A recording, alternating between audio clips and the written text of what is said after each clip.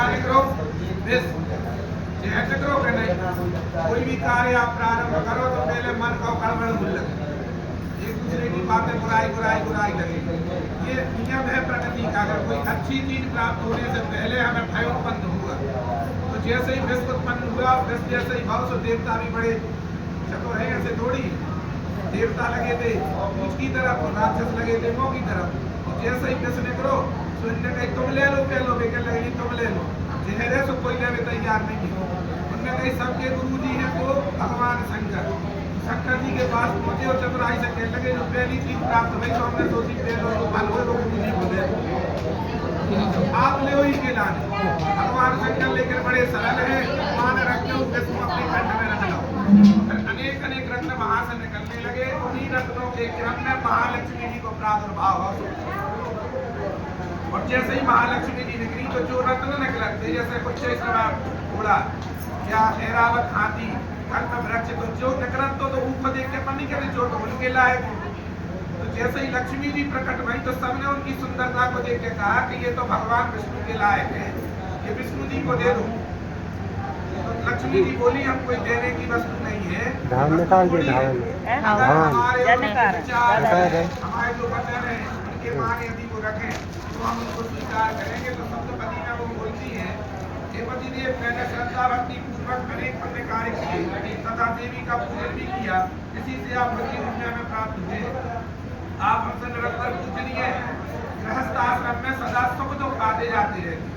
देखो जब गृहस्थ चले थे तो एकदम सुख नहीं मिल सका, चाहे चक्रवर्ती सम्राट हो, सुख भी आता है जीवन में और दुख भी आता है। तो उसमें आप जो है धैर्य बना कर रहे, उसमें शांत रहे। यह आपसे मेरी पहली मांग है, यदि स्वीकार है तो मैं आपके बामांग को धारण करती हूँ। हमें तक में बेटी दाहिनी हमें बामांगनी नहीं, इन वचनों की मान रखने के बाद बामांग ले आए तो आपको स्वीकार है। चलो बच्चा अच्छे से बोलो, जोर से बोलो, आवाज आने लक्ष्मी नारायण भगवान की जय। दूसरे वचन में कन्या कहती है हे स्वामी, अब से आप बावली तालाब आदि का निर्माण, यज्ञ यात्रा उत्सव आदि समस्त कार्य मेरी अनुमति के बिना न करें। क्या काय कह रहे हैं कि कछु भी जो आप करें वो हमसे पूछ के करें, इसलिए क्योंकि जो पुरुष प्रधान जाति है जो जल्दी उतावली होते। अगर कोई इनकी प्रशंसा करते हुए कह रहे भैया तुम कहीं आदमी कोई हो ही नहीं सका, तुमने तो ऐसो ब्याह करो, अब एक काम करो बाकी साल खेती हमें दे दो ठेका, मुझे तुरंत खुशी में कह रहे दही ये भूलने खुश हो जाते। तो मैं कह रही कि आप अपने यहाँ में कोई भी बात को फैसला नहीं ली, जब तक आप हमसे सलाह नहीं करो तब तक ये कार्य नहीं करेंगे। यदि ये स्वीकार है तो मैं आपका बामांग धारण करती हूँ, स्वीकार है। लक्ष्मी नारायण भगवान की जय। तीसरे वचन में वह कहती है हे पतिदेव, व्रत उद्यापन दान आदि करना स्त्रियों का स्वाभाविक धर्म है। हमारा तो स्वभाव है पूजन करना, पाठ करना, दान करना, तो इसमें कभी आप हस्तक्षेप ना करें। माने कोई से कोई को स्वभाव नहीं छीनना चाहिए। स्त्रियों को स्वभाव होता है पूजन आदि करना, तो इसमें आप अगर संग दो तो अच्छी बात, हम नहीं दे रहे तो हमें नहीं रोकी। यदि ये स्वीकार है तो मैं आपके बामांग को धारण करती हूँ, स्वीकार है। लक्ष्मी नारायण भगवान की जय। उसके बाद में कहा हे स्वामी, आप अपने पुरुषार्थ द्वारा जो भी धन कमा कर ले आवे, अब ध्यान से सुनना, जो भी धन कमा कर ले आवे वो आप हमें देवे, आप नहीं रखेंगे। ये क्यों कहा?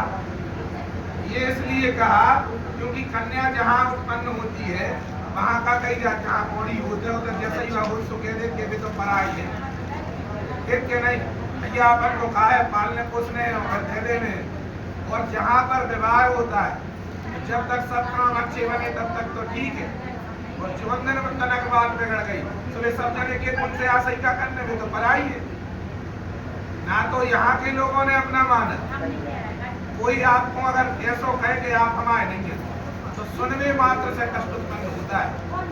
तो कन्या को मायके में भी यही संबोधन मिला कि यहाँ की नहीं है, और वहाँ भी यही कहा कोई काम बिगड़ गया तो पराई है, तो ऐसा करें।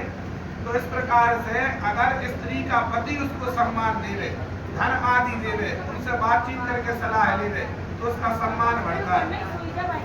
ये अधिकार यदि पति दे देवे तो संसार में सब विरुद्ध होवे तो कन्या को दुख नहीं होता, और सब लोगों के पक्ष में रेवे, पति विद्रोह कर देवे पति पक्ष में ना हो गए तो कन्या तो सोने के झूला में भी सोने जैसा नहीं लगता, ये कष्ट रहता है।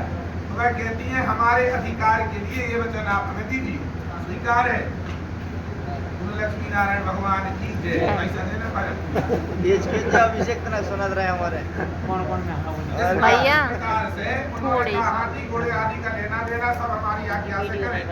फिर वह कहते हैं काय सुने हैं ये देखो स्वीकार है। अब बर के हाँ काय वो तो हर बिया में बता कि हमारे जो वचन है आपको स्वीकार हो तो हम अपना वामांग देंगे। देखो बिना विचारों के मिलवे बहस संबंध नहीं चलेगा। उनके का वचन है, वह कहते हैं हे स्वामिनी बनने का हे प्रिय, मेरे घर पर रहने के समय क्रीड़ा आदि आप खूब श्रृंगार करो, खूब सब कछु करो। आज की महिलाओं को बुरा लग जावा। उनने कही आप ऐसे कपड़ा नहीं पहनो, तो उनने कही बताओ हम महिलाओं पर प्रतिबंध लगा रहे। हम महिला ने ऐसा बोल रहे, जबकि सत्यता की बात ये है कि महिलाओं की जो उपमा दी गई है शास्त्र में वो हीरा जैसी दी गई है। काय की? हीरा की। और पुरुष को उपमा दी है लोहा की। तो लोहा तो कंठ से बाहर डरो छोड़ दे, थोड़ा डरो युद्ध के काम लगे।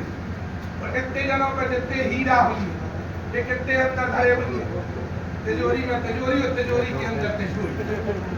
तो कन्या हीरा के समान है, इसलिए शास्त्र ने कहा है कि आप मतलब छुप के रहने, आपको प्रदर्शन नहीं करना है अपने अंगों का, आप हीरा के समान हो।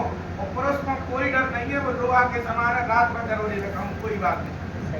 तो इस प्रकार से आपको सजना सवरना अपने पति के लिए है, उनके अलावा नहीं।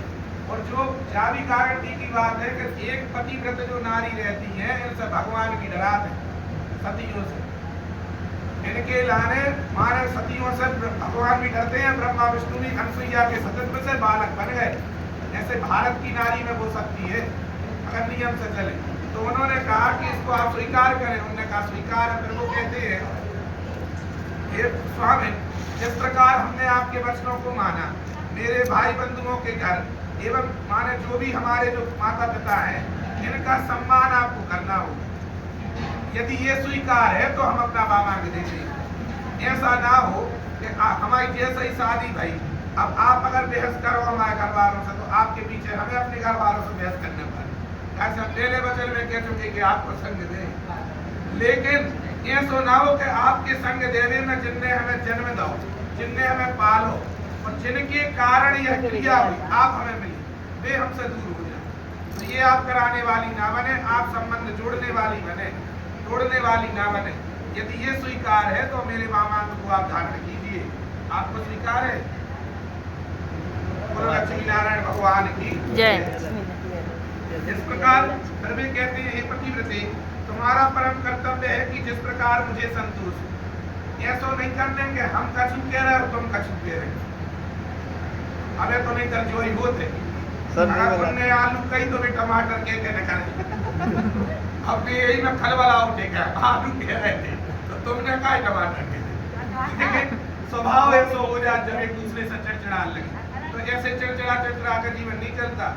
हमारे और आपके विचार एक हो जाए, हम जो कहना चाहते हैं वो बिना कहे आप समझ जाओ और आप जो कहना चाहती हो वो बिना कहे हम समझ जाए तो पति पत्नी सार्थक है।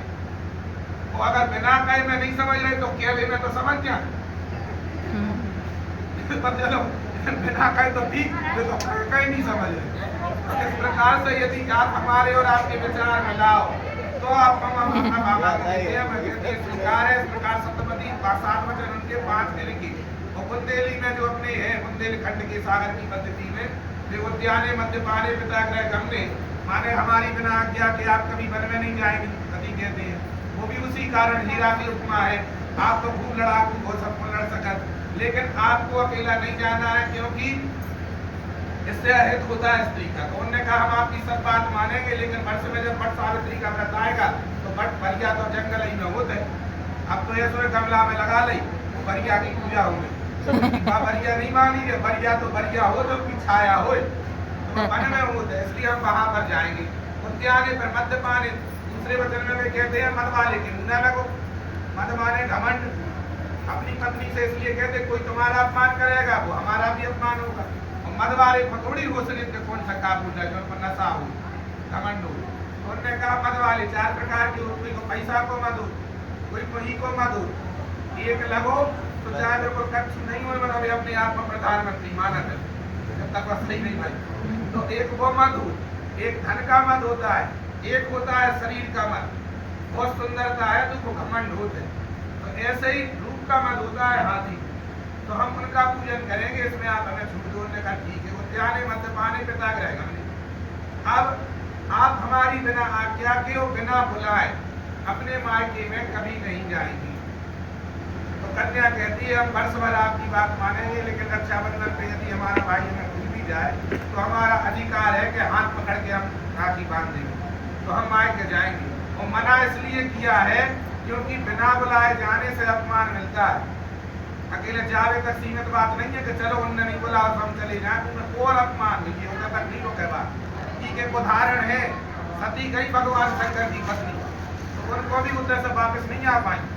तो अपमान भाव आव नहीं, आदर नहीं, नैनन नहीं सने, वो तुलसी कहा न जाइए चाहे कंचन बरसे, ये चाहे सोनो बरसत हो होते, जहाँ बुलाया नहीं जाए वहां नहीं जाना चाहिए।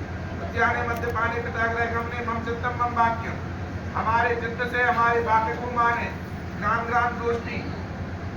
और उसने कन्या में सब वचनों को इनने मान ले, सबको उनने मान ले। सबसे बाद में कन्या कहती है कि हमसे कितना भी बड़ा अपराध बन जाए वो आपको खूब क्रोध आ रहा हो, लेकिन जब हम अपने रिश्तेदारों में बैठे हुए, अपनी सहेलियों में बैठे हुए, तो उतने नहीं आप हमें गाली दें।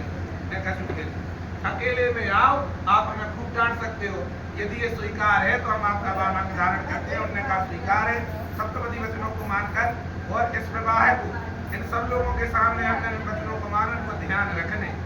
अभी तक तो हटे हम अपनी अपनी, अब एक दूसरे को देख कर के जीवन चलाना है। बोलो यज्ञ नारायण भगवान की जय। आप इस तरफ आ जाओ, आप इस तरफ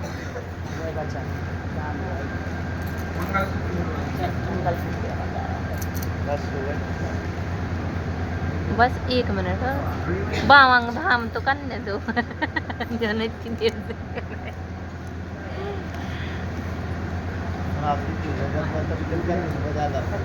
इंस्टाग्राम पर डाल दे जी कोई भूल गा हुए।